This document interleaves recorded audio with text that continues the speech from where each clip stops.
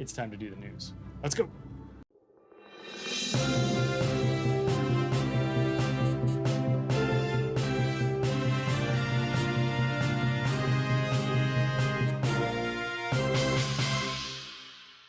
Welcome everyone, this is Clyde Plays News. My name is Clyde and today we are going to talk about some of the interesting stories that have been going on in the World of Warships. Our top story tonight are some balance changes, what we call buffs and nerfs on this channel. Later on we will be meeting up with Mr. Scott. I heard he's going to join us for a discussion of these things, I do believe. But first, we are going to go talk about some new ships. Now normally, new ships is our top story. However, these new ships were actually announced a little while ago, and I was waiting for a little bit more news to come out to cover them. So if you've heard about these already, that's probably not a terrible surprise. The first is Chikuma 2. Now, if you've played World of Warships for a long time, or if you ever played the low-tier ships in the Japanese line, you know about Chikuma, which is like, I think, a tier 2 cruiser in the game right after Hashidate. Chikuma 2 says here, is a Tone-class cruiser. A series of ships distinguished by their unique layout and the presence of their own air group on board. The warship played an active role in the Pacific War, with encounters ranging from the attack on Pearl Harbor to the Battle of Leyte Gulf, where she ultimately sank. So she's going to be like a tier 9 Tone, basically. It seems like an up-tiered Tone. She's got 8 203mm guns and twin turrets with a slow traverse speed, very Japanese in terms of the theme in the game. In comparison to her sister ship, Chikuma will have torpedo bombers that reload more quickly and will have more damage potential to their torpedoes. Excellent concealment and access to smoke generator will be valuable tools. I like that part, by the way. The excellent concealment, just like Tone. Tone is like an Atago with a couple fewer guns, but slightly better concealment and airplanes that launch torpedoes. This is seeming like that theme is going to continue here with the Chikuma 2. And she'll also have, of course, a smoke generator, which is new. That's pretty exciting. We don't have that on Tone. So that's part of the thing that's making her a tier 9. The next ship that we have to talk about here is the Wisconsin, which is a tier 10 Iowa class battleship. It says here the 4th Iowa class battleship. I believe that we built 4 of these here in the United States. Designated BB-64, Wisconsin entered service in April of 1944. Named after the 30th U.S. state, this warship participated in the Philippines campaign and the battles of Iwo Jima and Okinawa during World War II. She was later involved in the Korean War and Gulf War operations. Since 2001, Wisconsin has served as a museum ship berthed in Norfolk, Virginia. Her good accuracy, low detectability, high speed, and access to improved repair party will make her a comfort to play. I found that phrase interesting when I was reading through this earlier. A comfort to play. Let's take a look at her specs. So she's got 32mm plating, 81,000 hit points there, 9 406mm guns with a 23.4 kilometer range. HE max damage is 5,700 with a 68mm HE armor penetration. 13,500 damage is the max for the AP shells with these classically slow American battleship shells. 762 meters per second for the AP, 820 meters per second for the HE. She does have, as Foaming Jetty has said in chat there, buttons of the funny. Combat instructions. Direct hits with the main battery are required to reach 100% progress, and you'll need 17 of those. Time of inactivity before progress is lost is 50 seconds. So it's actually kind of a long time. When you play like the Santander or the San Martin or any of those ships on the Pan American Cruise Line, they have to hit in order to charge up their funny button. They have a pretty short refractory period where if you miss, you'll start losing points. I don't know if it's in the 20s of seconds or maybe around 30 seconds. This is 50 whole seconds, and it's partly to do with the longer reload time that we see with battleships. We do see up here with the main battery, 30-second reload, very standard top-tier battleship reload time. The progress that's lost for each second of inactivity is 5%, so you're going to want to be hitting those marks. If you need 17 to get to 100%, that means each hit is slightly more than 5%, right? So 20 would be 5%. This is only 17 to reach 100. The activation effect. What happens when you charge this up and activate it is your main battery reload time is reduced by 50%. That's basically a reload booster. And then your consumables are reloaded 80% faster as well. And that lasts for 20 seconds. So things like hull repair, and of course your main battery reload are pretty exciting. If we take a look at what they have for consumables, there's obviously damage control party, there's a repair party, there's a fighter, and a spotting aircraft, which both share the third slot, so you can only take one or the other, and then a def AA as well. So largely you're going to use that to probably get your whole repair back. That'll be the biggest motivation for players to do that. This could be an interesting battleship. I think Wisconsin could be fun. I haven't tried this one yet. I believe that it's been available to testers. I don't know if I've got it right now because I haven't looked for it. But I think Wisconsin looks like it could be really cool. I'm excited to get my hands on the wheel of the ship and take her out there and see how the combat instructions work. So we'll keep our eyes on this one and see how she comes through testing. We'll certainly be watching for buffs and nerfs for that ship. And speaking of buffs and nerfs, let's get over to our top story, which is about buffs and nerfs today. Boys and girls, ladies and gentlemen, joining us for the buffs and nerfs section of today's conversation is Mr. Scotta Hurt. I have jumped into the chat channel here. Scotta, are you here? Can we hear you? Whammy. There he is. We do have Mr. Hurt there. Let us know, folks, if he's loud enough. We'll give him a little bit of a boost over here. Scotta, did you look over these buffs and nerfs? Is there anything in here particularly that you're excited about? Don't tell us what it is yet, but are there things in here that encourage you or discourage you? Yes, I did briefly go over them. Probably not with a fine-tooth comb, so there's probably going to be some surprises, but yeah, I mean, there's definitely one that's a super disappointing one to me. Oh, I can't wait to find out what that is. And then there's there's some that I'm happy to see, but I don't think are enough. I agree. I did a similar thing where I skimmed these over. I think it was late last night. I looked at them and I saw a few that I thought, okay, these are cool. And I think we'll get to some of the others that are kind of like what you just said. Like, yeah, we needed these changes here, but maybe we didn't get enough of a change, right? So we'll start here with Ryujo. It says the torpedo bomber parameters have changed. Stock squadron aircraft preparation time is increased. That's going to be a nerf. We want our prep times to be as low as possible, from 74 seconds to 81 seconds. The resurgible squadron aircraft preparation time has been increased from 73 to 78 seconds, again a nerf. And then the torpedo damage came down by 400 points. So Ryujo has always been a fairly competent and fairly strong aircraft carrier. But what's crazy about Ryujo is it's been here since 2015. It's been here since the beginning of the game. Obviously went through some large changes back in the 2019, 0.8.0 window when they did the big CV rework. This doesn't hurt my feelings necessarily. I always feel like Ryujo's been pretty competitive. I'm sure that there are some Ryujo fans out there who are sad to see the nerfs. But these are relatively minor, I think, overall. Yeah, I mean, the torpedo damage one, I think, is the big one. And I think consistently, without knowing anything for a fact or having had looked up anything, I always have felt like Ryujo, as far as a torpedo bomber platform for newer CV players or for SEAL clubbers, is pretty strong. So taking some of the edge off of those torpedoes at that tier range isn't the end of the world from my point of view. To be fair, I'm more of a Ranger guy. I always liked Ranger better at tier 6 than Ryujo, because I don't like the Japanese CV's AP bombs very much. I know they're very good if you are good with them, but I'm not, and I don't like them. So yeah, for those who have that practice, yeah, that's for sure. Yeah, and so like I always liked the US line better, so I like Ranger better probably at that tier range than Ryujo, but I know that those torpedo bombers are very strong, so taking a nerf to them is probably not the end of the world. Yeah, I'm kind of the same way, and I think, when we talk Ryujo, like, what you hit it on the head, and I wanted to make sure we got back there, but you got there for me, which is great, of course. But like that idea that Ryujo is one of those ships that as you gain specific competence in that Japanese aircraft carrier line, you can become more and more effective. And so we see a carrier like Ryujo at tier 6, where if you have, let's call it incredible skill, but even just strong skill, competent skill, you can be particularly performant in it. Boy, at tier 6, we really kind of want people to chill out and let people grow and flourish there. And so like it almost feels like this is sort of targeting, and it feels like, again, like you, I've done no research on aircraft carrier performance at tier 6, but it almost feels like they're taking the edge off of something that could be a very clubby boat, a very SEAL clubby boat. Yep. And I think that's a good thing.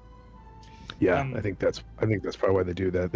They're not doing this because they decided that there was some new players at Ryujo that were overperforming. I mean, when they do a malice such as this, it is because their stats show they think Ryujo is overperforming over the other tier 6 CVs, no doubt. 100%. Okay, Hayate. Hayate is another ship you and I love to see buffed. She's getting a main battery reload buff. She's going from 4 seconds down to 3.7. I think that's a good thing. And then the torpedo reload booster is moved to a separate slot. That second one is a nice buff for the ship. We've been asking for a different buff, though, haven't we? Yeah. You and I both think it could use a concealment buff, and it did not get. It could be argued that torpedo reload booster popping off of the smoke consumable, because that's what it was sharing a slot with. That is a concealment buff. It's just not the one we wanted. Yeah, we wanted. I mean, 0.2, I think these kilometers. I always feel bad for that boat because I like that ship for what it is, but it will forever be compared against the small end, which it came out at the same time for the same cost back in the day of 2 million free XP, and Hayate is no small end, and so it always is going to suffer from that. Having a main battery reload buff on it's fine because that's a boat that you already kind of build into the guns anyway, right? So you're gonna it's gonna push the gun reload down even more. But really, I do think that's a great change, giving you the torpedo booster and your smoke. That lets you play it a lot differently. And I know we have experimented ourselves back and forth with like playing torpedo booster Hayate. But boy, there's sometimes, because it's such a big kind of slowish DD, that if you are trying to run around and do like open water gunning and torpedo work without smoke, you tend to get just, at least I tend to get just crapped on. So if I played this boat like I've been playing Fletcher tonight, it would be a really rough day, right? Fletcher is a little sneakier, can kind of escape some of the scenarios. No, I agree with you. I think this is a nice buff to it. It's not what I asked for. What I asked for was, Wargaming, please give me 0.2 or 0.3 kilometers better concealment. They didn't give me that, but they said, okay, you can have the torpedoes that you want, but the smoke that you need to stay alive. And so if I can have both those things, I think that's going to help. I think that makes Hayate feel different in a lot of ways.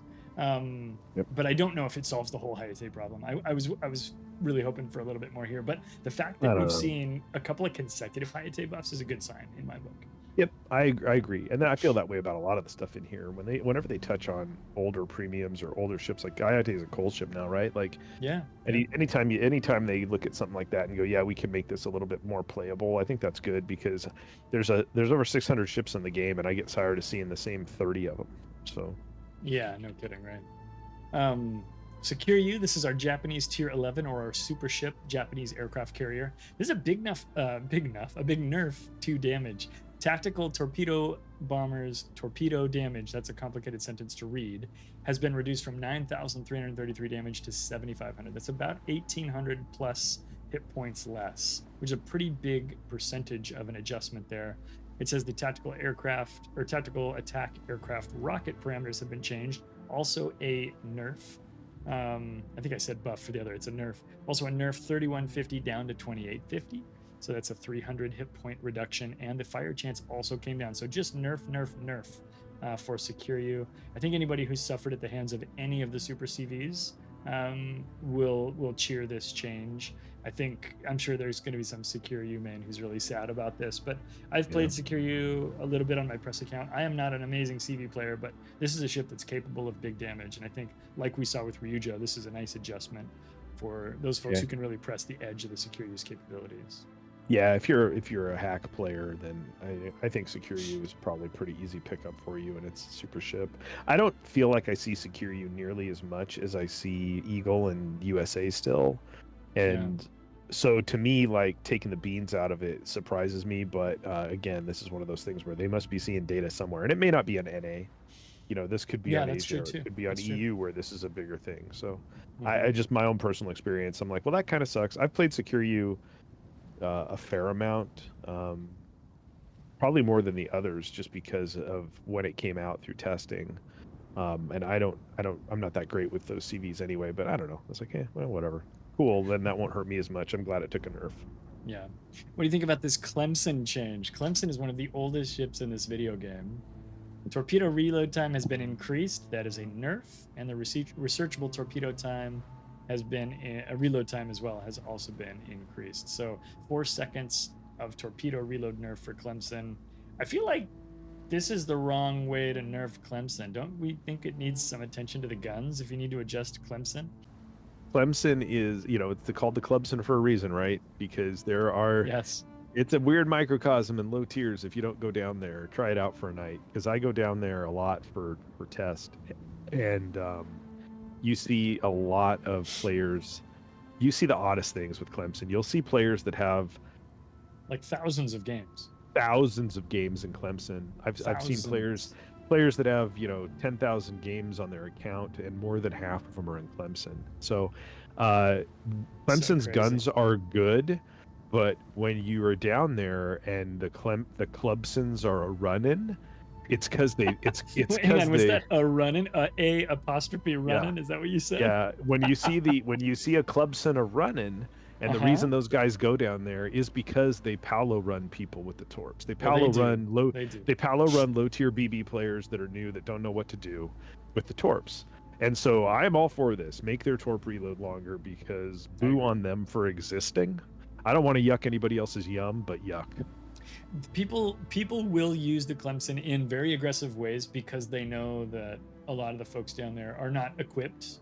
They don't understand torpedoes. They don't know how to dodge torpedoes, that kind of stuff.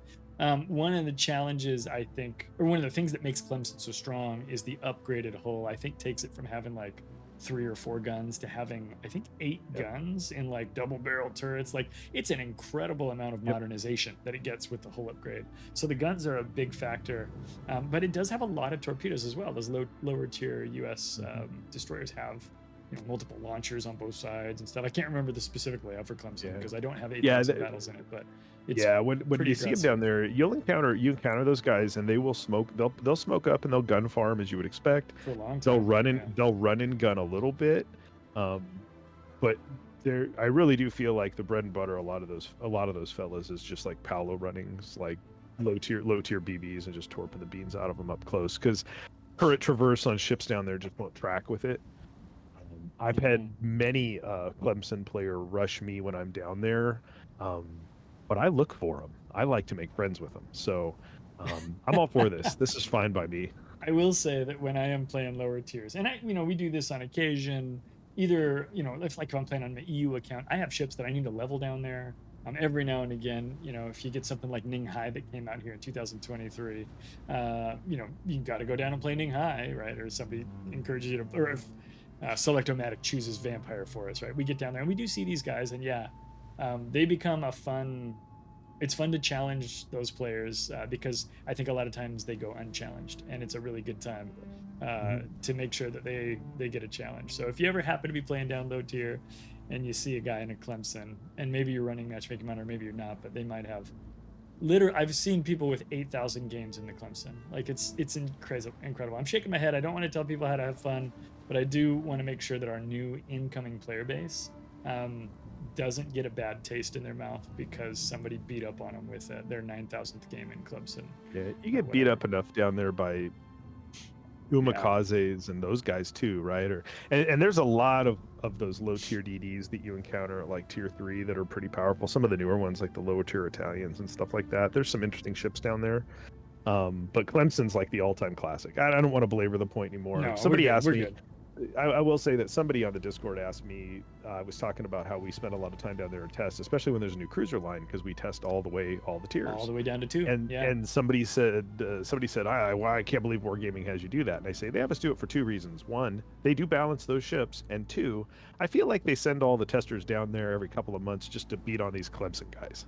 Just to make sure those guys don't just so it's not always new players down there. Right. Wargaming's like, we haven't forgotten about you, Clemson Seal Clippers. We're coming to get you. We're setting 500 of the strongest players we can find. It's so weird.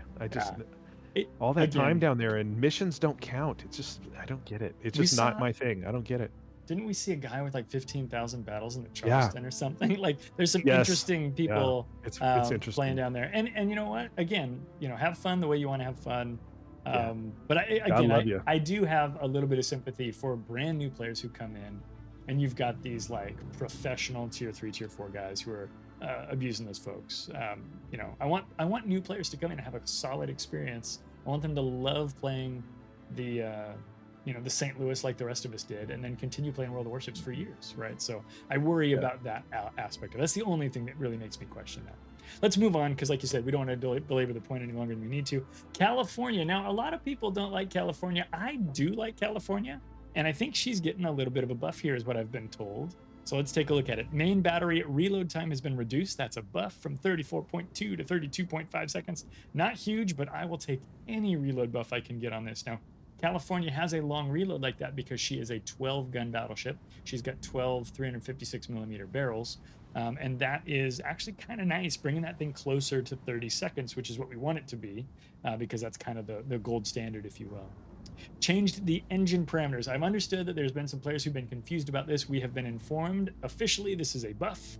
The acceleration time for forward and reverse movement was significantly reduced. So acceleration time is a thing we want less of, right? When we say reduced, that means that's a buff. So we're going to accelerate better. The new acceleration settings are similar to those found on Kansas, Minnesota, and Vermont. This is going to let the Cali scoot around a lot better. Scott, I think these are good changes to a ship that could use a small buff. I think some people wish that California got a really big buff, but as far as steps in the right direction, what else? Is there anything else you think we need on this ship? Or is this the right kind of place to go?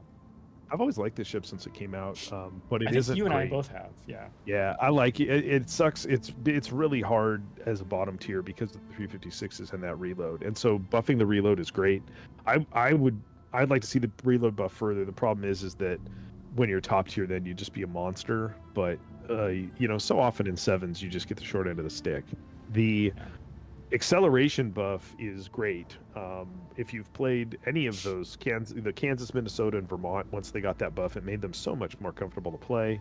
Mm-hmm. And putting that on California, because California kind of came out as like didn't it come out around the time? Well, maybe it came out before that line split. I would say somewhere in that window, though. It's similar to those ships in a lot of ways. And if you've played West Virginia 44, it also has that buff of the quicker scooting acceleration, and that's another tier 7 that is the same kind of thing. It's like a refit, whatever class of ship that was, I can't remember, but it's a refit of that has the big bulges with the AA and all that California has.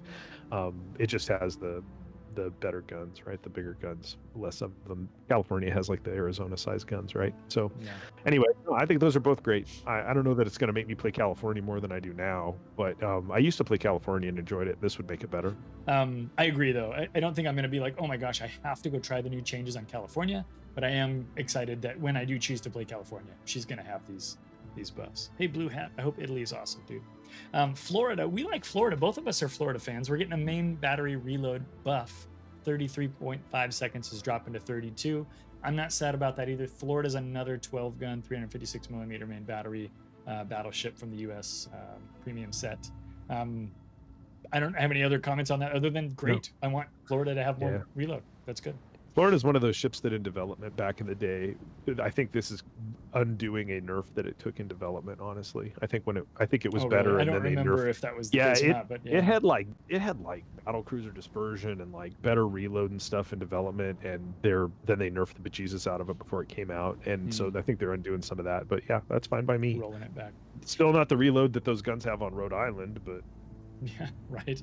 And Florida is sort of lighter. She's like a lighter battleship, kind of a battle cruiser in terms of kind of how tanky she is. So again, I'll take a buff like this. She does have some other weaknesses enough. So we're happy to have a little bit of a buff here. Indianapolis got a buff recently where they increased her armor, which was really well received by the community. Indianapolis is one of those boats that I really wanted to love. I've told this story on stream before. I really wanted to love it. The week it came out, I was so excited. I was actually traveling. I was at a conference and I bought it and I played it in a hotel room with bad internet on a laptop that doesn't have a graphics card. And I was like, this ship could be good. I'll have to try it on a real computer someday. And when I got home, I tried it and I was really having a hard time keeping it alive. The armor buff helped a lot with that. Indy also has a cruiser gun range, an American cruiser gun range at tier 7 that's beyond, it's longer than 16 kilometers. I think it's like 16.3 or something. And now she's got a reload buff, dropping from 14.3 seconds down to 13 seconds. This is a really capable cruiser with excellent American AA, or AP, excuse me. Also good AA, but I like this buff for Indy. I like that they're keeping their eye on this one and watching it. and they're making the adjustments as they need to. Scott, I don't know if this changes your look at or your view of Indianapolis or whatever, but in terms of reload buff, not much more to say for it. I'm really going to complain about like a mid-tier heavy cruiser catching a reload buff. That, right? I mean, that sounds good. One thing I was going to try to look at really quick on Indianapolis is I can't remember what the radar duration is. Oh, that's a good question. Yeah, we can pull that. So like on mine, radar duration without a captain. So if I pull over my fancy captain, my radar duration's 27.5 seconds. So now I could squeeze off 2 shots. Well, you get remember you get 3 salvos because you never start that radar until you're already reloaded. So yeah, you get 1 at the beginning, and then 2 more. Yeah. So that is a positive change, right? Because now you're getting those. You're getting an extra. You're able to get an extra shot in while your radar's picking up something. So and the radar range on that is 10 kilometers, right? So it's not a 9 kilometer. It's it's a full 10K, which is Indianapolis buffing Indianapolis is funny to me because it has a 10-kilometer radar at tier 7.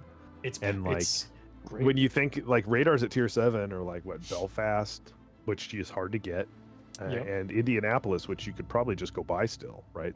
I think so, yeah. There's not a whole lot of options there for that feature, and so having it be a 10-kilometer and then getting that reload buff's fine by me. There must be somebody at Wargaming that's like, I really like Indianapolis, and they just keep sneaking in these buffs to it. Well, for a long time, it didn't get any, like literally for years and years, it stayed like it was. It was a New Orleans.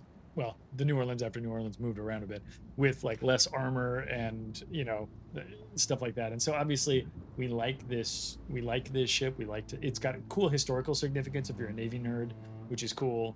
And so obviously we like to see it catching buffs, like you say. But it is a capable little ship, and I think with this change in particular, this is going to be a really powerful ship for ranked. I think this is the kind of boat that people in tier 7 ranked are going to be leaning on more than they did a year ago, right? Especially with the last couple of buffs that she's picked up.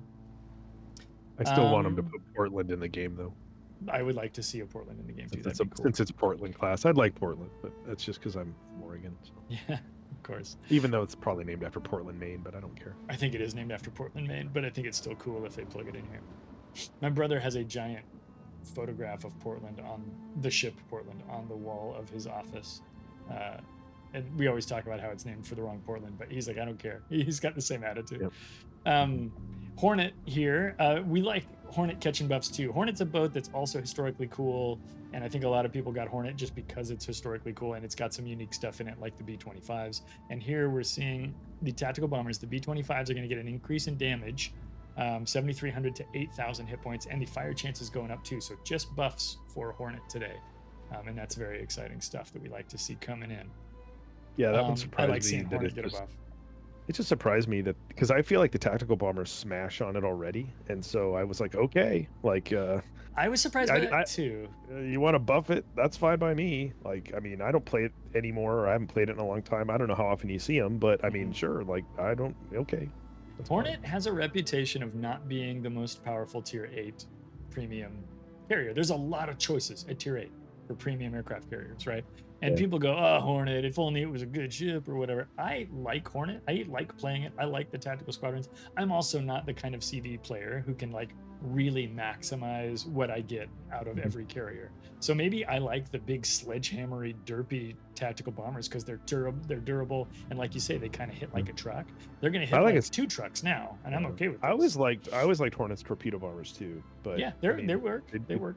I know they're like a lower tier plane, but they drop like 4 torpedoes at I always like that. I like that boat, but hey, you want to buff the tactical squadron? That's fine. I love the tactical squadron. Those B-25s look cool as shit. Yeah. Okay, what about this next one? This is odd to me, and I don't know if these ships needed it, but Wargaming seems to think that they do. We changed the parameter of the stock and researchable dive bombers for Nebraska, Delaware, and Louisiana to give them JATO boosters so they can get where they need to go faster, and HE bomb penetration increased 11 millimeters, which is not a small amount. That's a huge pen buff on this. What do you think of this? Was this necessary? Maybe am I overreacting? Tell me if I'm overreacting. But like, what? I think it's a pretty big buff, quality of life buff for sure. One question we've had that I could still talk about because we haven't looked at it yet is with the proposed changes to CVs. Yeah. is there Oh going to be yeah. any change to hybrids? And we haven't. I haven't heard that. I know the question's been asked. I don't know if they've answered it, but this to me seems like a strong buff. They've nerfed these guys since they came out at least once, where they wrecked the dispersion. Like They did, and yeah. they made the bombs disperse more, because the original version you could just crush destroyers with them. I They were loved that nerf. just I so know that good. I know the Louisiana players did not, but Oh, I loved that nerf because it yeah. made me a lot less ragey at times. Yeah, I loved early Louisiana, like when you were spotted and you're like, well, there's a Shima trailing me, and you just go fly around and find him and just smash him, and that made me happy. But Yeah. so this is a nice buff. This reinforces, though, that you're using those bombers on battleships and cruisers, right? So you're now not going to shatter as many of these bombs. You're going to get full pens past, like, not just superstructures. You're going to be able to pen decks on stuff with these. So I guess that's the point. And a lot of decks too. Like 53 millimeters gets through some of the thickest decks that are in the game. Like that's getting you to a place where you can probably get HE pens on pretty much everything. Other than on like turrets, right? Like that's going to be great. Yep. So the only other reason I wonder about this one, and maybe I just don't pay attention to what I'm playing against that often, but I kind of feel like I don't see these ships that much. They definitely slowed down in popularity, didn't they? Yeah. Yeah. I just feel like I don't see them that much, and so I think when they invest time into creating a tech split or a tech line, and maybe it underperforms in regards to being used or sought after the initial rush of people like us that get things right away, sometimes I feel like they kind of like the buff they did to the Vermont cut, where they made it accelerate better and handle a little better, that kind of stuff. Yeah. I wonder when they have a buff like this, if it's kind of like, hey, come back and check these ships out. It's putting a 10% off sign in the window of the store, right? Yeah. Like, come on in, guys, clearing out last year's models, that kind of a thing. It's possible for sure. I mean, there's a certain amount of luring players into playing those ships, and then there's a certain amount of course, making sure they just perform so that they're not over bearing in the battle or something like that too. And this one feels like it could be the kind you're talking about. It's tough to say. Jumping to the next one, Annapolis is getting a nerf to the time between shots when it's using its F button for bursts. So it's going from a 1 second gap to a 1.5 second gap. It's a fairly big increase on the gap, although 1.5 seconds isn't much longer in time than 1 second.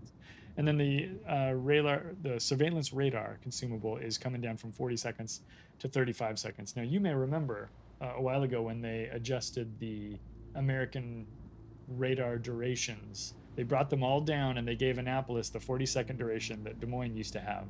And now they've brought this one down 5 seconds. I don't know if that's the same as Des Moines now. I'd have to go look. But we're seeing some adjustments, some nerfs to Annapolis, which I don't know. I mean, Annapolis is popular, and she does show up in things we've seen her in clan battles when super ships have been around.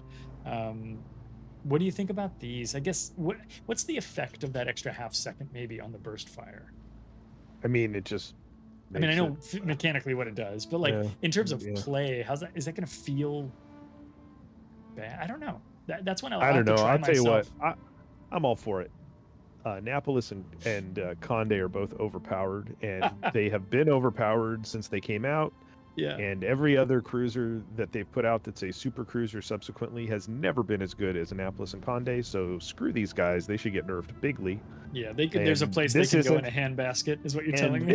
And this is not enough, in my opinion. And so I'm fine with the start here, because as we're approaching, we're about 3.5 weeks out from the next clan battle season, where these ships will be in clan battles. Yeah. And I remember the last time they were in there, and they took away Conde, which was fine, and that just meant that every team brought Annapolis, and I remember getting yeet burst fired by Annapolis's. So I am all for them burst firing less quickly and not being able to radar as long. I do think that the effect of putting a little gap between there does a couple of things, and I didn't really have these in mind until just while you were chatting. I was thinking about it. That extra half second is time that Annapolis, as long as they're not perfectly placed behind an island, they have to be exposed, right? So if they're, I don't remember how many bursts it has. I think it has 2 extra salvos after the first one. Yeah, is it it's 3? like 3 total, I think. And so like that puts you potentially exposed for an extra 1 second out there, which is scary for an Annapolis captain. And I think that's good too. I do agree with you. These ships do need an adjustment. I can't wait to get to the Conde section. And then I do think that potentially it might make it a little harder to hit the ship because it's going to have a chance to maneuver and do stuff while you're lining up the second salvo and the third salvo, that kind of a thing. So it should help a little bit. I don't think it's a huge change, but it is kind of what it is, I suppose. I like the radar adjustment, of course, as a destroyer player.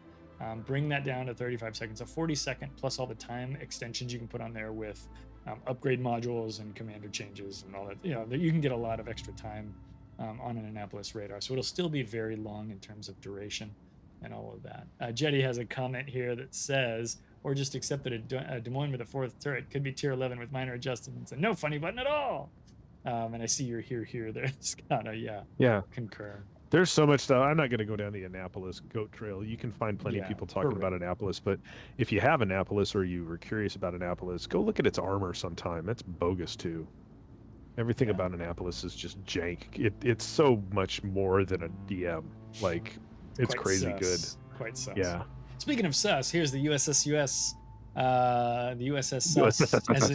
as it is often called. And it's getting a nerf to its tactical torpedo bomber squadron. 7,600 damage is coming all the way down to 6,133. So we saw like an 1,800 point nerf to one of the squadrons from Sekiryu earlier. This one is about 1,500, almost 1,500 hit points down. So an adjustment to those tactical squadrons in terms of damage output from the US. That's not a bad change either. I've played a lot of this boat. I'm not particularly good at United States, but I was trying to do some data collection. In fact, I'm pretty bad at it. But I was doing a lot of data collection with this ship, and I love the tactical squadrons. They're very fast, and they hit very hard. I think this is a good change just in general for their ships to kind of round out, smooth out their damage curve a little bit. If no comment, we'll go to Mikoyan here. Mikoyan is getting... nerf it. Nerf those effing original super ships. They're all not tier 11s. They're all over. Oh, I thought you were talking about Mikoyan. No, I was saying United States. Like, United whoa. States, Eagle, Annapolis, Conde. Throw them into the old Nerf bin here. Let's nerf go. Yamagiri and Zorky too while you're at it, and Satsuma. I think the only one that I don't feel is like scary overpowered is probably Hanover because it suffers from being related to the GK. It suffers but from damn being it, nerf all those other original ones because they are all overpowered compared to those subsequent super ships. I do believe we're going to see some adjustments for these. It might take a few of these buff and nerf patches like this, but I do believe we're going to see some adjustments. And there's a wave of them in this article. So as we continue to go, we'll see more about that. Brandon says, I'm so glad I haven't invested my credits in those. Yeah. Dude, I am. I got a ton of steel for that last month. Yeah, I mean, there's pros and cons, and these are still going to be competent ships. I don't think these are making them bad ships by any stretch. The adjustments we've seen so far. So just, I don't play them anyway. The only 60% of the time when you see a super CV, it's in some crummy 6v6 match because super CVs cause core dumps or Q dumps because not enough people play them. So like if you don't play them at like prime time, you end up in these matches that are like I've played an eagle in a USA versus 5 other poor jerks in 9s and 10s, and then they go around and they farm you super easy because there's not enough AA to stop them, and that's why half of those guys have great stats. So down with all of those ships, nerf them into, nerf them all and let God sort them out. Damn it, nerf them all. Ladies and gentlemen, Scott, I heard everybody. We got a little speech there from Scott. On to Mikoyan. Let's take a look at the Mikoyan, a ship that needs all the help it can get. Main battery accuracy settings have been changed. Now they will be similar to other cruisers on tier 5 or at tier 5. Main battery parameters changed. Reloads coming down. This is a very needed buff, I think.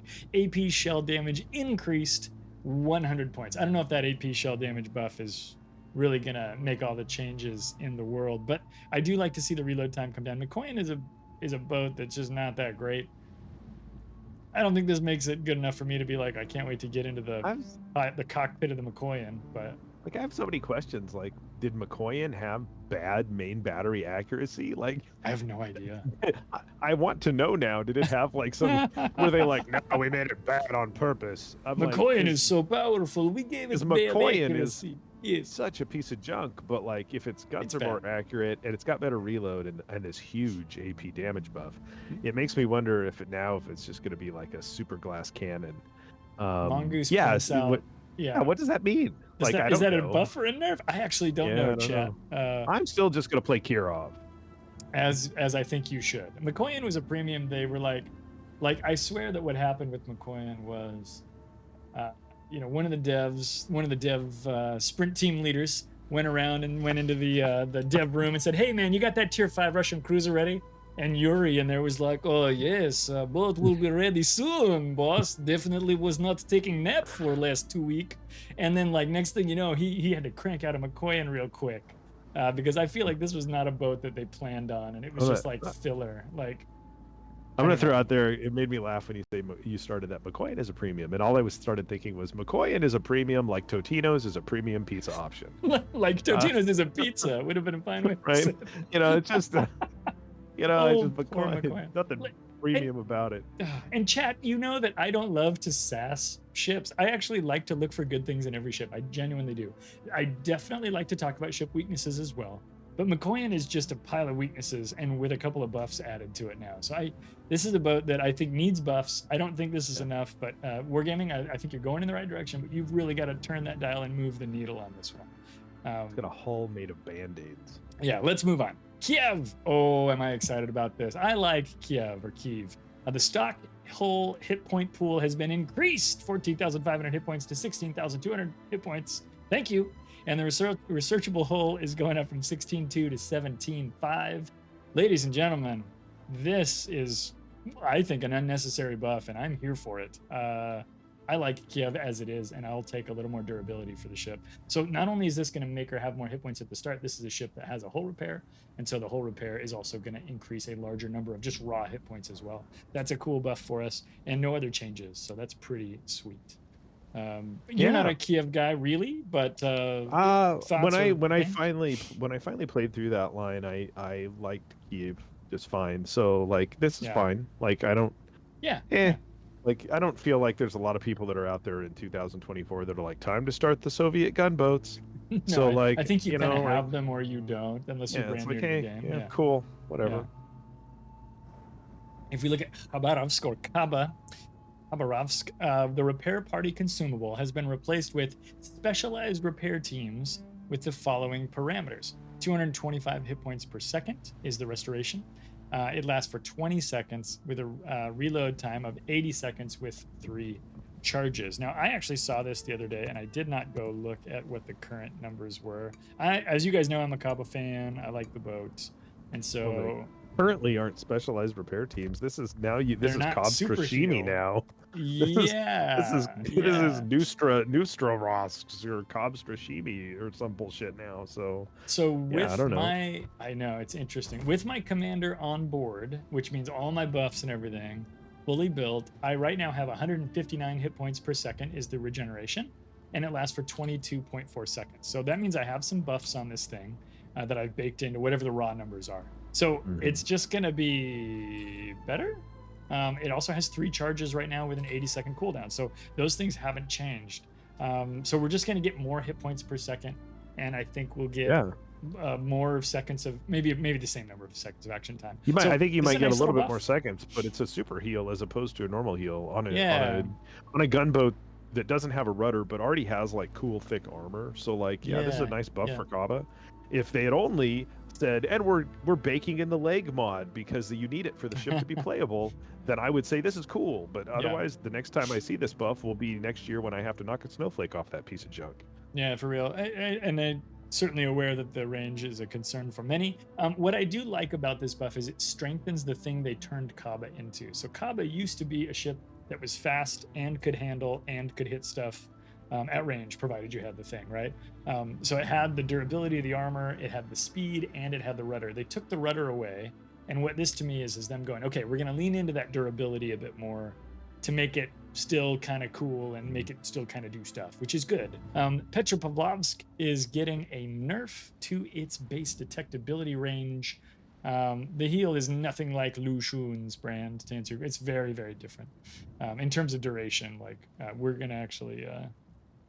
it's not like that. Petro is getting about a 1 kilometer detection range nerf, and then all other ranges. So the ones in smoke, the ones after firing your guns, the ones by air, the ones by sub are all changing accordingly as well. Just following that math, those formulas they use.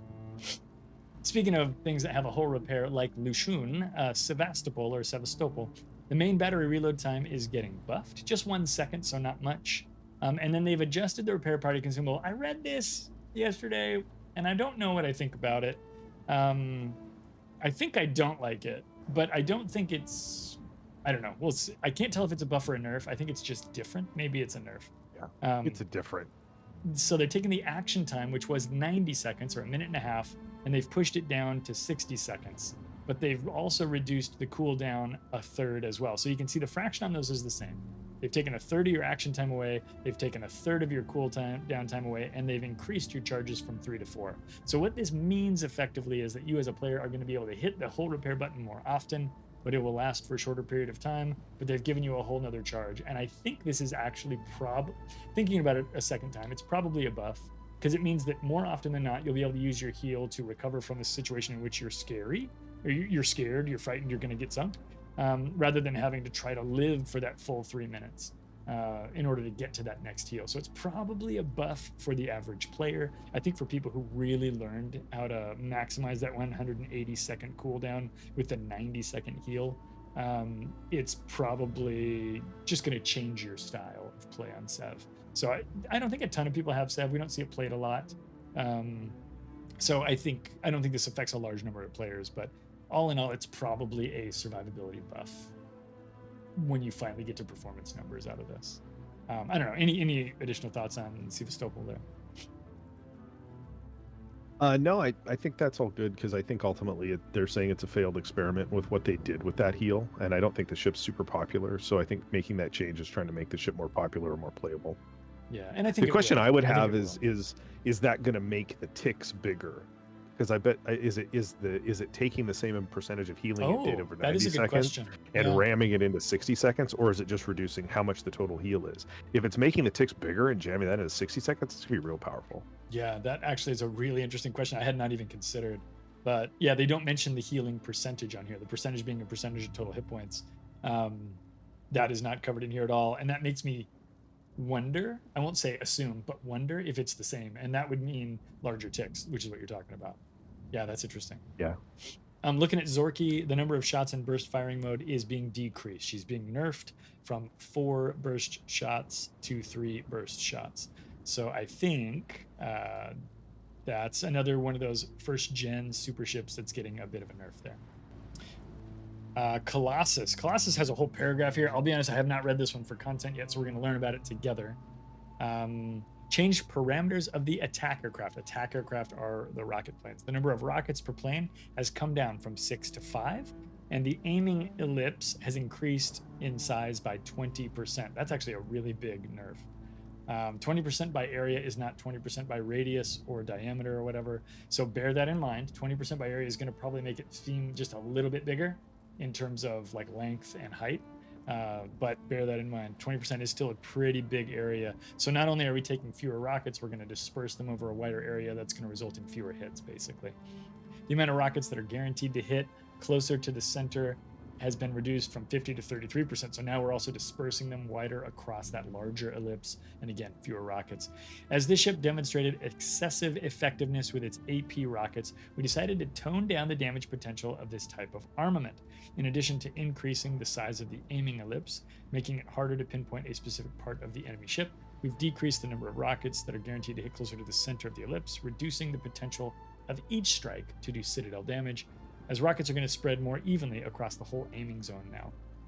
At the same time, we expect the increased aiming ellipse to lead to a somewhat easier experience when dropping enemy ships, due to allowing for a slightly larger margin of error. Yeah, that second part feels a little like, don't worry guys, it's not going to be that bad, because really these rockets are only good for lighter cruisers. They're going to overpen destroyers. They're not going to do anything to battleships very often, or at least not as much as they would do to a cruiser they could pen. I think this is going to reduce that devastating damage for Colossus. If you're a Colossus fan, it's a bad day. If you're pretty much anybody else, it's probably a good day. So this is probably a good change for the game overall. Thoughts on the Colossus adjustment? Do you have Colossus on your port? In your port, I think you do. Yeah, and played it a lot when we had to test it. 2 takes on this. One, yeah. This nerfs the one thing that Colossus does that's special. Everything else about Colossus is pretty mediocre. Everything else about average. Its torpedo bombers are mediocre, and its other bombers are mediocre. The cool thing it had was these wacky AP rockets. And 2, this has jack squat to do with what they're saying there. I guarantee this is because Colossus is about people who play Colossus go snipe carriers at the beginning of every match with those rocket planes, and that's what this is about. I mean, anything you hit with Colossus that's the right target, it is very powerful.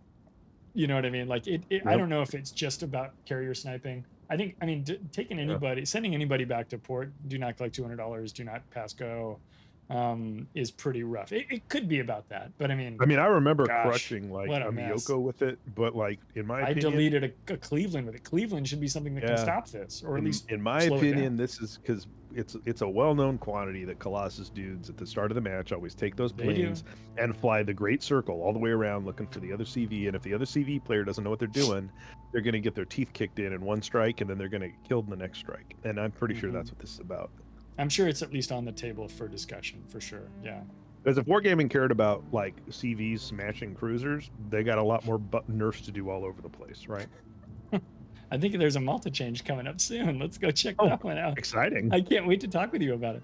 Duncan is getting a main battery reload decrease from 31 seconds to 29.5. Not a huge increase or a buff, but a buff nonetheless.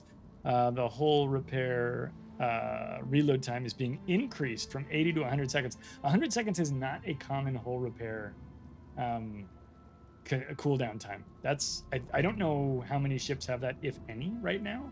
80 is pretty common. We've got some that have 60, some that have 40. I don't know of any that are 100, but there might be some out there. I'm not, I don't have everything memorized. So that's interesting to see that we're seeing that on Duncan, and we're seeing the same thing on St. Vincent down below. The repair party consumable going from 80 seconds to 100 seconds on the cooldown. And then the detection range is going up on St. Vincent. Too stealthy, they say in the design bureau. All other direct detectability parameters adjusted accordingly. Duncan, St. Vincent, thoughts? Kind of a secret nerf or secret buff to Lion, at least in the heal department, because Lion keeps this 80-second heal. Yeah. So it's neutering the split line, because the split line's fun a little bit, right? So that's what they're doing there, in my opinion. I'm looking at these ships in my port right now. Scarlet Thunder doesn't have the super heal, so it's not really comparable. But hey, Scarlet Thunder, best Duncan still. I do think the concealment or nerf, I should say, to St. Vincent is probably welcome in terms of game balance and everything. I think that's a good thing. I do think some folks are going to be real mad about this one because they love St. Vincent. It's my favorite ship. It's perfect. Why did they ruin it? Well, because it's pretty damn powerful. Why do you think it's your favorite ship, buddy? Why do you think it's your favorite ship? Why do you think it's perfect? It's because it's overpowered. Yeah, and that's broken, right? I get that. That also actually kind of refreshes Incomparable, right? So Incomparable will still have a superior concealment then, and that's true. That makes it seem more steel worthy, right? Because St. Vincent came out and it's like, why would I play Incomparable? I don't know why you would. With it's just like more usable. So yeah, I mean that's fine. I like both of the. I mean I like those ships, but I understand. I've always thought St. Vincent was super overpowered. So like whenever people have a conversation about St. Vincent, they're like, oh, I love playing St. Vincent. It's so powerful, and then they kind of like do one of these and look at the camera and they're like. Because like they know it's sort of not right, but they don't want to talk about it too loud because something like this would happen. And of course, something like this happened eventually. St. Vincent was like the first ship when we used to play stuff, and we've got the pizza party gimmick on this channel where it's like 100,000 damage is a pizza party, and St. Vincent was the ship that I called the pizza oven because it was always open for business. It was an easy 100K ship for me, and so like it should take a nerf. It's fine. Yeah, I think that's fair. Hopefully, and it's only 0.4 kilometers, right? This isn't huge, right? So you're going to be able to bring that down by 20% with your captain, with your concealment module, assuming you still put that on there. So you're really losing 0.36 kilometers of detection range, or concealment, I should say. Let's take a look at Malta here. Malta, this is interesting what they're doing in Malta. It is a buff, but it is a nerf, and it's a nerf in the right area. And the buff, I think, is to soften the nerf. So the buff is going to be to increase your torpedo damage from 5,900 to 6,500 damage and change. And then the nerf is to reduce the number of bombs that dive bombers have. So what they're doing is they're saying, hey guys, there's two kinds of squadrons on this aircraft carrier. Why don't you use the torp bombers a little bit more? They're better than those lightly armed bomber planes over here now. Because I think they're basically saying, look, you're getting 25% less bombs dropped than you did before. That's actually significant. We're not, when you think about that in that way, the bombers are going to be less effective on Malta now than they've felt this entire year that the ship's been out. It's been out for like a year and 3-4 months. And then they're trying to nudge you a little bit towards getting some damage with those torp bombers. What do you think about this one in terms of the two-pronged approach here, maybe? You know, Malta's funny. Like my PR is still in Malta, and I'm nowhere near a your CV PR main. record. Yeah, my PR record is my personal record. My personal record for damage is in Malta, which I don't feel is a special like thing to tout because it's easy to play. It is. It's so very, nerfing very easy to play. Nerfing the bombers is fine by me. It makes me like, I hate it when I'm playing a cruiser at tier 10 and I see there's a Malta on the other side. But here's the thing, like, hit me. I feel like 60% of the people that I play against in a Malta on the other side don't know what they're doing with those bombers anyway, and they never go strike the right cruisers with them. So like somehow that's like lost in time for the last year. Like for those guys, the guy, I see people playing it and I'm like, oh, there's a Smolensk over there. You should totally go yeet them into outer space. And they're like, I can't go drop that in as AA. And it's like, oh no, you totally can. You can kill it. Go kill it right now. Yeah. And you can afford the planes, bro. Like it's fine. So if those guys who are guys that I see Malta already fly around with torpedo bombers more often, so this is great for them. Yeah. And I do think that, you know, the thing about the AP bombs on this is the pen is, I want to say it's like 109 millimeters, or it's just over 107, something like that. So it's enough to pen a lot of things that are not those light cruisers. But what you can do to those light cruisers is really impressive and very effective at shifting the battle on one side of the map or the other. Yeah, if you're not familiar, those AP bombs, it rains down when you use them on a light cruiser or even a heavier cruiser. You get citadels like through the deck. Citadels, right? And a bunch of them. When you use the AP bombers on battleships, because the pen is so good, you get full pens and you get chunky damage on battleships too. They're good against everything except destroyers. And that's the piece I wanted to hit on there, right? Yeah. Which is, I think people are going, well, I know I can hit the battleship and I know I'll get the pens, right? And so they just go do that because it's easier. And that's one of the things that, because Malta's not too complicated to play, you can go do. And they miss out on the opportunity to really, as you, to quote your earlier comment, yeet those ships into outer space. And yeah, Jetty says not just citadels, but carpet bomb citadels.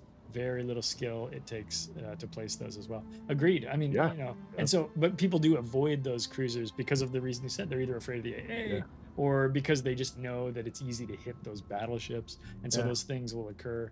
This is going to encourage folks to use the torps. The torps on Malta are good, right?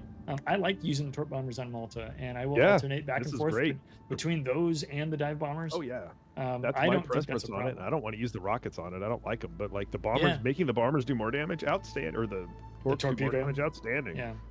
I'm curious to see how it feels with the change to the amount of bombs. Yeah.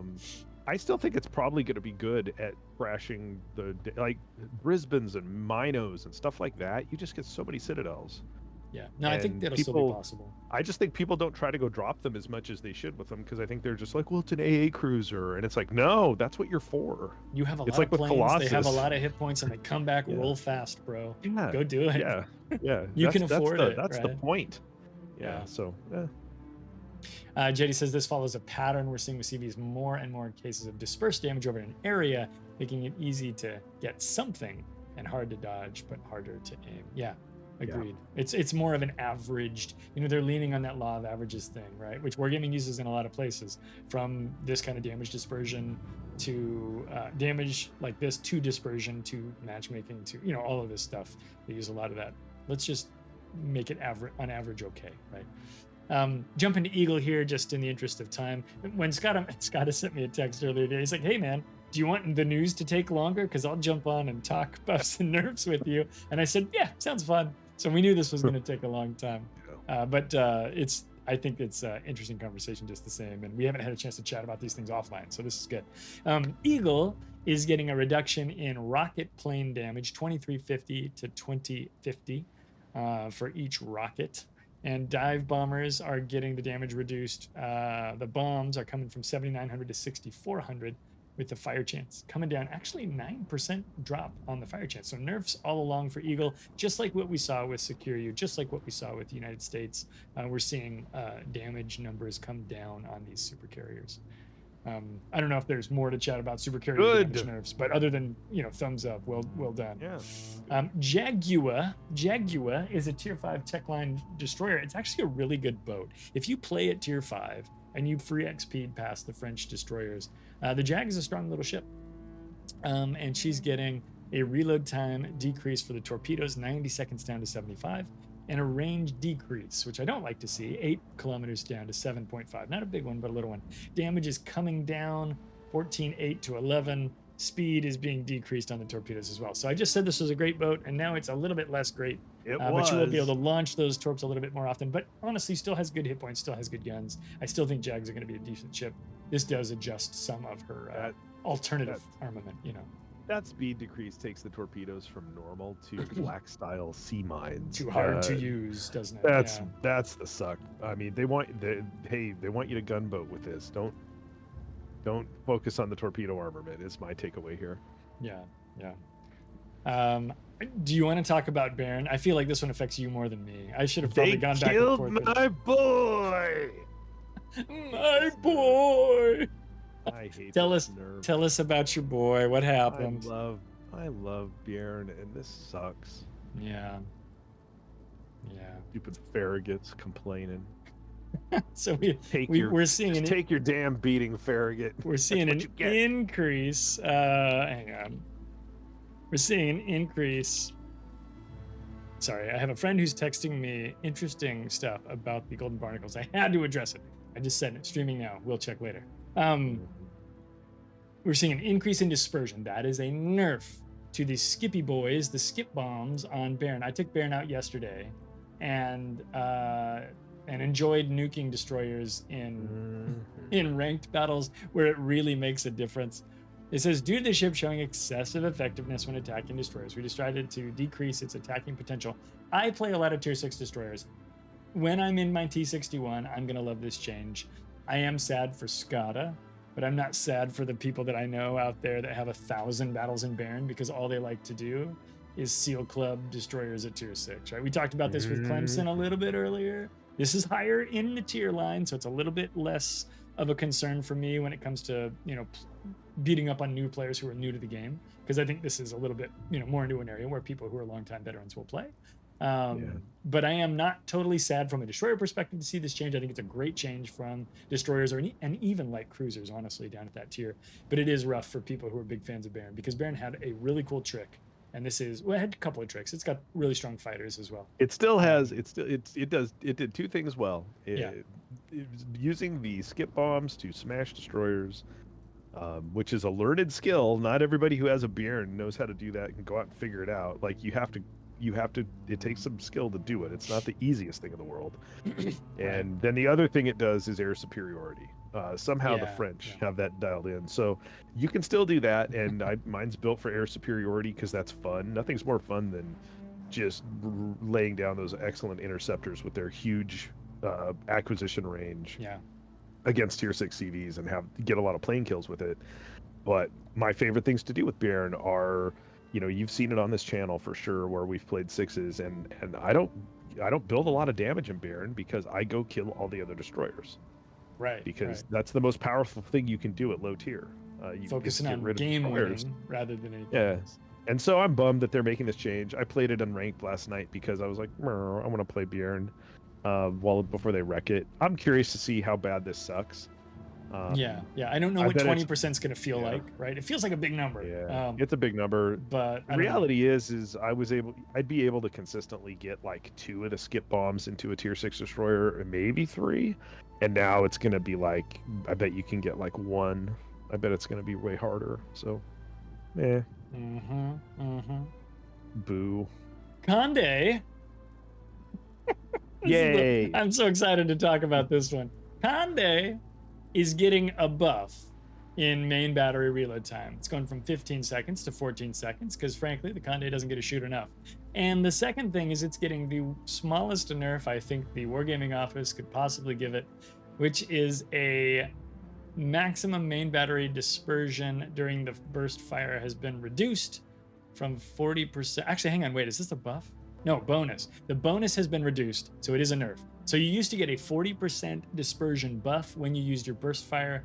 Now you're only going to get a 20% dispersion buff. Let me tell you, as an owner of a Conde, the guns are pretty accurate already. And so I used to get a 40% dispersion buff when I hit the old funny button, and now I'm only going to get a 20% buff. And I thought that the dispersion was pretty good even when you're not using the F key. This is not enough for this ship. I love Conde, and I don't want them to adjust it because I have one, but I also know that Conde needs an adjustment, and this is not enough. Skada, Conde thoughts? It's a good start. Yeah. But it's again, a start. All those original super ships, those are super ships. Everything subsequently is a tier 11. Just keep going. Just keep knocking the crap out of these until they're in line with the other ones, or make the other ones more super. Nobody's sitting around with a Conde and an Annapolis and going, you know what, Clausewitz or Edgar's where it's at. Right. It's just frustrating how goofballs better those ships were, and they still are. And so yeah, keep nerfing them. Anyway, Conde, this is as you say, it's a start, but it is not the end of this discussion. We need Conde to be adjusted. I love Conde, and I love how broken and overpowered it is. Just like those guys who are going to be really sassy about their St. Vincent getting nerfed. I'm going to be sad when they nerf my Conde, but I think they should do it, and we're waiting for that to come in at this moment. Fortunately, this nerf should hit before clan battles. That's yeah. Shoot. Thanks. And Nazario Sauro. The main battery reload time is being decreased. That's a buff to this tier 3 Italian destroyer. And the sap shells are being reduced in damage, 2600 to 2350. Not a lot of folks are going to spend a lot of time playing this tier 3 tech line destroyer, so we'll move on to Aviary. Researchable, I can't read today, torpedo range is being reduced from 10 to 8. This makes me sad. I like Aviary. I think Aviary is a strong boat, but I don't think she's broken. I do think that a 10-kilometer range on her torps was nice to have, and I'll be a little sad to have an 8-kilometer one. The emergency engine power consumable is coming down from 6 charges to 4 charges, and the action time is coming down from 25 seconds to 20 seconds. So you're losing a lot of opportunities for speed in Aviary. Yeah, I think that sucks. Yeah, I liked Aviary. I didn't think it was broken. And I think the other thing that I think is I think we need a kick-ass mid-tier tech line Italian destroyer to encourage people to tell them to rush on and continue going to play this line. I think people don't look at this line as competent or fun or powerful. And frankly, Wargaming should put something in there that's just a little bit cracked. Not a lot, just a little bit cracked. And I think Aviary was that ship. A lot of people liked Aviary. Yep. And it was enough to keep them motivated to try the rest of the line. And I'm kind of sad. I think I think in a lot of ways 5, 6, 7 is more fun on that line than 8, 9, 10. And so I like the 5, 6, 7. I know I do. I know I like the 8. I know you didn't. And that's where you really start to have the issues with the concealment versus gun range stuff. You did like and they've the 8 changed. better than me, that's true. They've changed that now in the top end where you can like boost the gun range now when you used to not be able to take range in slot 6 or whatever changes they've made. So it's like, whatever. That line was kind of a DOA stinker, and I think they're I think they're probably tweaking it and trying to figure out like how can they resurrect it, make things more interesting. Nerfing the 6 doesn't do that for me. That's the wrong motivator, right? I hate that the line was not popular. I always thought it was fun. Once I got past the 8, I think I played a couple of battles into Rigolo or whatever, or the 9. And then I skipped on to the 10, which is I don't like the 9. I like the 8 and I like the 10. I never really liked the 9, the one's attached can't. I can't even think of the name of it. But I didn't like it. But I liked the 5, 6, 7 experience on that line too. So really enjoyed Aviary. Aviary also has that cool community camo. Come on. Kuniberti is the 8. And it was decent. I struggled a little bit with the change from the 5, 6, 7. Kuniberti taught me how to be ready for the ships that would follow though. Yeah, I thought they already. It was good. I thought in the last time they did a bunch of buffs or nerfs too. I thought they nerfed like the reload on the 5 or something like that at that point. I think they did have a change. I can't remember. Because it was a good 5, and I think they made it not as good. But anyway. Yeah. Next up is your favorite mine, Leone. Leone's a fun boat to play because it's not easy to play, and they're making it a little bit easier. So Leone's got, I want to say it's an 8-gun destroyer, but it has a really long reload time, 9.5 seconds. It's coming down to 8.5, so that's a 1-second buff, which is actually fairly significant for this little destroyer. And her torpedo reload time is coming down as well, from 50 seconds to 45 seconds. Leone has long-range torpedoes. I want to say they go 12 kilometers at tier 6, which is pretty special, but she only launches them in 2 packs. I think she's got 222 torpedo launchers. So I think you can launch like 4 torpedoes, and they go like 12K. So that's pretty cool to get just buffs all around on this ship. I think Leone needs a bunch of these little micro adjustments, or at least a few more. And so this is good. We want to see Leone get buffed. I call it a sad, weak little destroyer. I still think it's fun to play. My PR in it is silly high because nobody likes this boat, but me. And sometimes those boats are fun challenges, but it doesn't necessarily mean they're competitive. In fact, that's why they're fun challenges, because they're not competitive. These are good changes for Leone. Scott, I know that you have hundreds of battles in Leone, so maybe you don't have a strong opinion on this one. But I mean, buffing a boat that no one plays is fine by me. Like, yeah, agreed. Didn't they give it depth charges recently too? Did they give it depth charges? I thought they gave it and OK Hotnik depth charges recently, so they could even play the whole game. So they could play all of World of Warships. I think they announced they were going to add them. I don't think they're there yet. I don't see them, at least on my Leone at the moment, but I think they're on their way. Vittorio Veneto, twitch.tv/foaming. It's the internet's Foaming Jetty's favorite Tier 8 Italian battleship. The Sigma value is going up from 1.7 to 1.8. And the stock hull rudder shift time is being reduced, oh my gosh, from 21.7 to 20.2, 1.5 second buff on the rudder shift for the stock hull. The researchable hull is coming from 15.5 down to 14.4. So that is a nice adjustment for Veneto. Veneto is a tough boat to love. Only a mother could love it, I think. I don't like Vittorio Veneto. I tease Foaming Jetty because I know he doesn't like it. Scott, I don't remember your opinion of I know you're not a big fan of the Italian battleships in general. I don't remember your specific feelings about Veneto. These to me are minor changes. I don't think this is going to change the ship in a large way, though. Yeah, no, I mean, I think the improvement to Sigma is important. That's true. That's the best thing on the page. Because these ships, said it before and I'll say it again, right? That whole Italian battleship line was based around Deadeye, the captain skill that no longer exists, and that ship.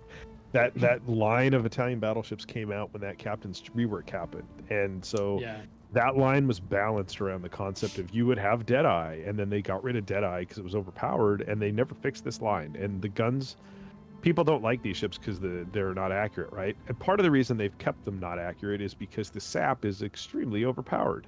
It is very, very powerful. Angle doesn't matter. Pen is huge. Like, what the heck? See what happens when you have a more accurate SAP battleship with better dispersion. You have the Loria, right? Where, and especially because it has 457 SAP, which is comically stupid. But because it's more accurate, it gets these great, $15,000 slaps or 15,000 damage slaps. And Colombo gets that kind of big damage hit because it has, 16 guns where, maybe half of them hit. Yeah. And I see on the page here, it, not jumping ahead too far, but it's also getting a Sigma buff, and those are needed to make these ships more playable. I don't think this line's very popular either. So. Yeah, and we can talk about these two while we're kind of at it. Like Lepanto's getting not the Sigma buff, but it is getting the rudder shift buff. And as you mentioned, Cristoforo Colombo is getting the Sigma buff. And some firing angle buffs, which I think is helpful for that ship there, and a rudder shift time reduction as well. So you're seeing kind of a theme, at least with these Italian boats here. Yeah, these Colombo buffs are the same. If you go look and from Clyde Plays News from a month or two ago when they announced the Italian Tier 10 premium battleship Sicilia, that's the same as a Colombo but has SAP secondaries and HE. This is its specs, right? So it had this Sigma and it had this stuff, and these are and so this is making this match Cecilia in that way. And I think that this might have been some stuff that Colombo had at one point, and then there was a nerf, and then this is kind of like an undoing of that. It would be interesting to go through the archives here on the blog and watch its change, and that's one interesting thing you can do if you're a giant nerd about a given ship, is go back and find all of the dev blogs it's mentioned in and track its changes over time. And there's a possibility that this is undoing testing adjustments, things like that changed either before or after the ship came out.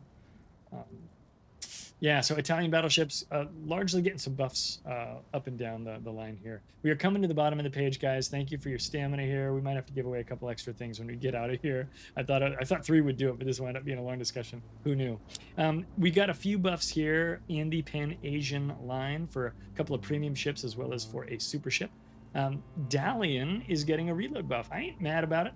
I like Dalian. Dalian's kind of fun. It's a sort of like a Pan-Asian Smolensk, more or less, at tier 9. I'll take a 0.3 second reload buff. Sun Yat-Sen is getting an AP buff as well, 13,000 to 14,500 damage. A couple of tier 9 premiums here, Scott. What do you think about the adjustments to these two boys? Yeah, you know, both of those ships are ships that I don't think are widely held. Dalian was, you know, Dalian was one of the kind of an era that began with Dalian 2 years ago, where they're like, we're putting out a tier 9 premium, and the only way you can buy it is money. And Dalian pretty much stayed that way, right? So you don't see Dalian that often, but I like Dalian too. It kind of is like a tier 9 Smoley, and so having a gun reload buff on it's fine, because the guns are really usable because they're very Russian. Yes, and they're easy to hit. And unlike the rest of the line that came out when Dalian did, where, you know, they're more American flavored at the top end, Dalian feels very Russian. And then and Dalian doesn't have deep water torps. Dalian has like normal torps, so it's a fun boat. Yeah, I think they're 10 torps too. Yeah.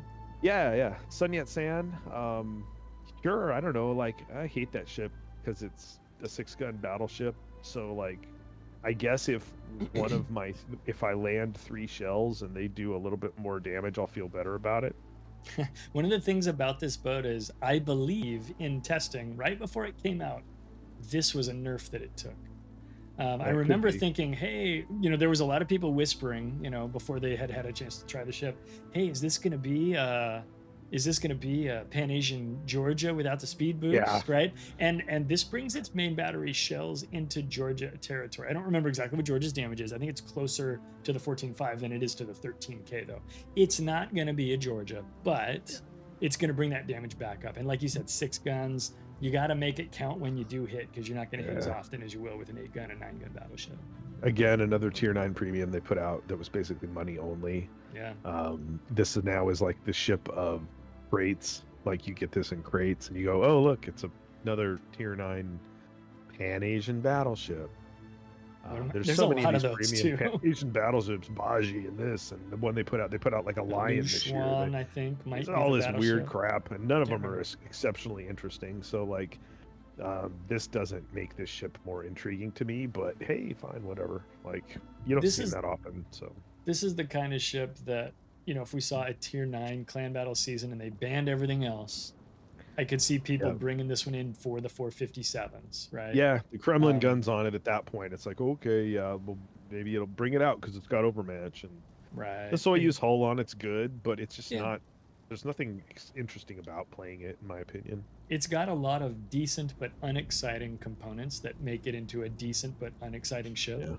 We do have, there is a video on my channel about Sun Yat-Sen if you want to watch a hot take on it. I did make a video on it. And I played it. I had some good matches in Sun Yat-Sen. I played a bunch of it in the balloon mode. You played a bunch of it in Airship Escort. Back when Airship Escort was happening, we did a bunch of that on stream, and it was okay. You know, it likes being up close and abusing people, and so on, and so on. So like, is it a boat you got to rush out and get? No, but if you got one out of a Santa crate 2 months ago or last month or whatever, give it a try. See what you think of it. Wait for the damage to come out. Yeah, go give it a shot. Dalian, though, if you're a fan of light cruise, and it's an ultralight cruiser too. Dalian is a sub 149 millimeter cruiser gun thing with that Soviet ballistics. If you like that kind of play, take Dalian out and give it a try too. Don't ignore it because it's a weird Pan-Asian cruiser that you don't know what is. Give them a try. I like Dalian better of these two boats personally, but I like light cruisers in that way, so it's a fun one for me. Kunming is getting a detectability range reduction. This is a buff, and I think it's a well-deserved one. Kunming has a fully built concealment today of, I think, 6.3 kilometers, and so this is going to bring that down, I don't know, another 0.36 or something. It'll bring it down a little bit more, so this is great for the Kunming. So it'll probably bring it down to 6 or maybe 5.9. I'd have to do the math on it to be sure. This is a welcome change, I think, for Kunming. Yeah, I never understood Kunming being the tier 11, you know, above the Yu Yang, and it's the Summers, so it's a US DD. It's the Summers. It's that ship, but Pan-Asian at tier 11 is a super ship with worse concealment than the Summers, and so the math just doesn't add up there. I never understood. I never understood why this ship had such trash concealment.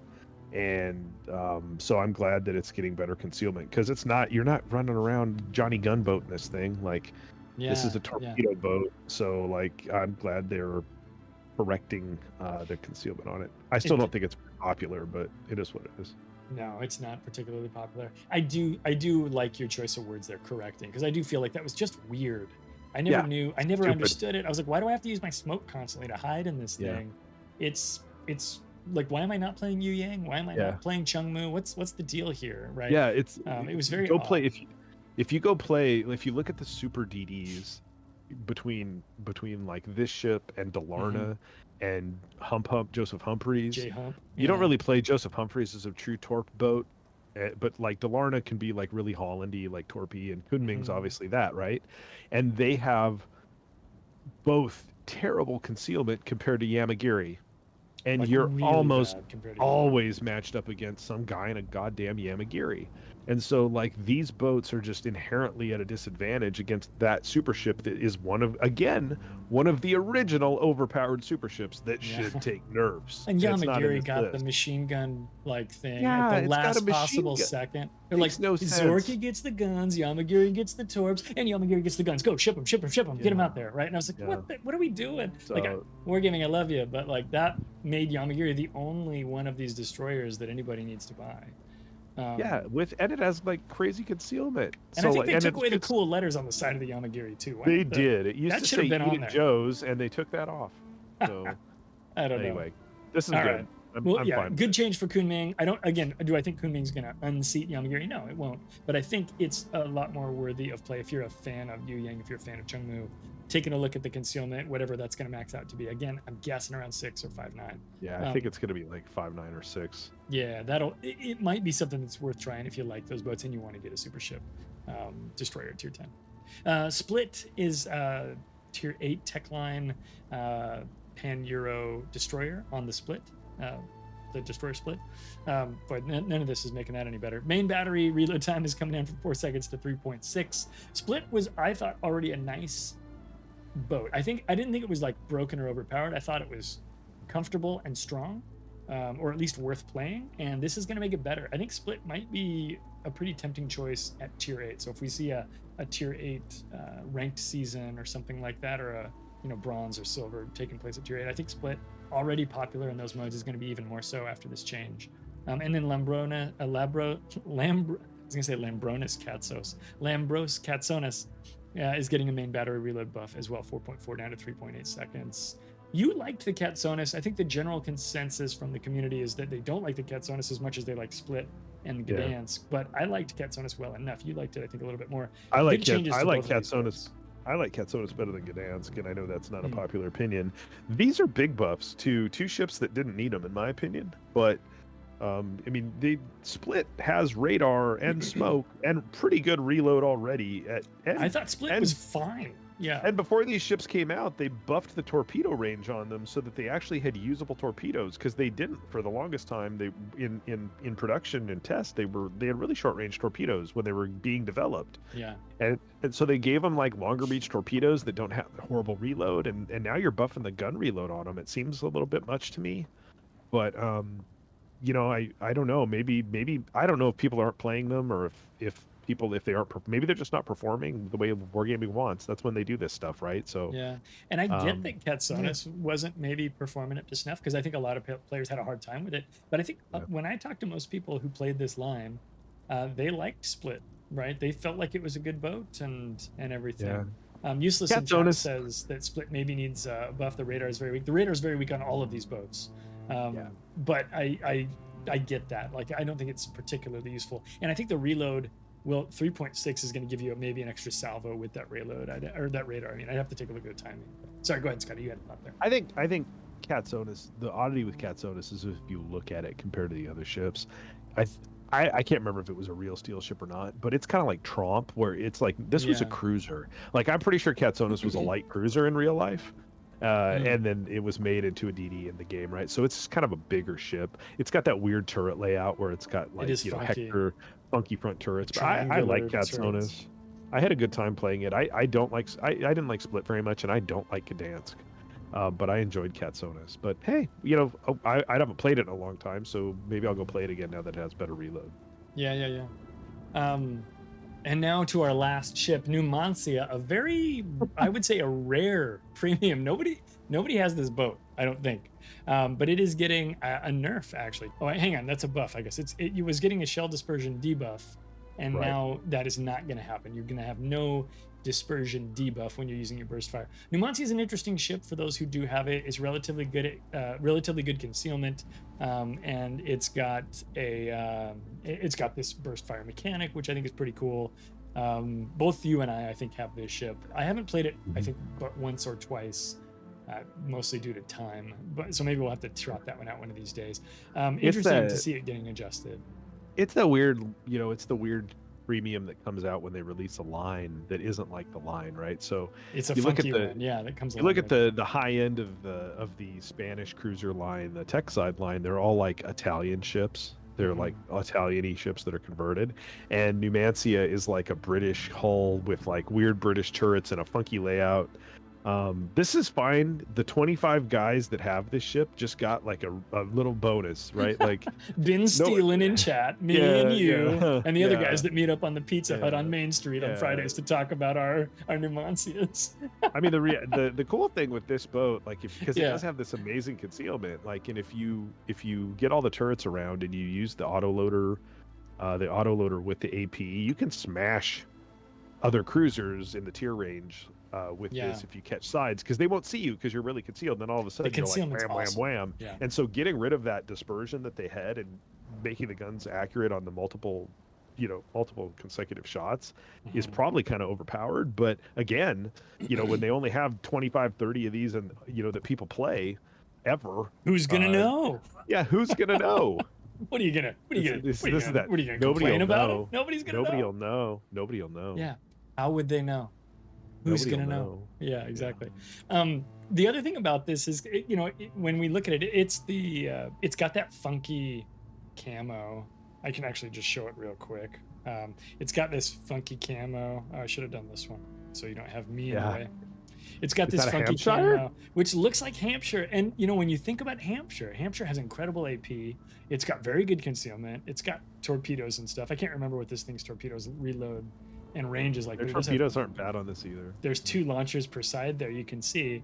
And so when we take a look at all of this stuff, it's a weird ship. If you look at it and you didn't see that little Spanish flag, you would think it's British, because it's totally a British design, and like it's got 3 turrets, or 3 barrels forward and 4 barrels backwards, and it's just a funky ship. If you gave that burst fire mechanic to Hampshire with its stealth, which it also has, with its torpedoes, which it also has, with its awesome AP, which it also has, that'd be a super kind of a butch little ship. It'd be a glass cannon. And I think Numancia has some of that same feel from my limited interactions from me. I haven't played it that much, but dare I say, if you did that, you would have a New Hampshire.